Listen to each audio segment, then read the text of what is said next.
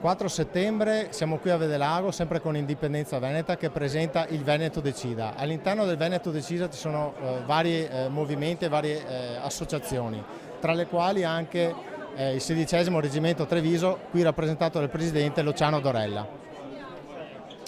Sì, buonasera. Sì, effettivamente assieme a Indipendenza Veneta e a altri gruppi abbiamo creato questo Veneto Decida, che è un appoggio alla situazione referendaria, alla richiesta di un referendum, perché un popolo come quello veneto ha il diritto di avere la possibilità di decidere del proprio futuro.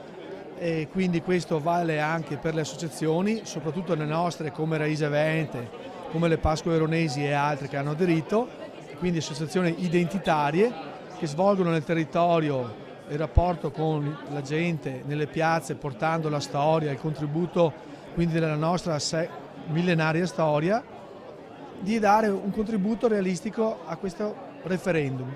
Cioè, noi siamo un popolo, sì, allora abbiamo il diritto e il sacrosanto dovere di poter votare per il nostro futuro.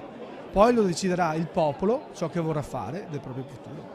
E sicuramente si deciderà a favore, perché il popolo deciderà sicuramente a favore di un Veneto indipendente. Grazie al presidente Luciano. Arrivederci, grazie.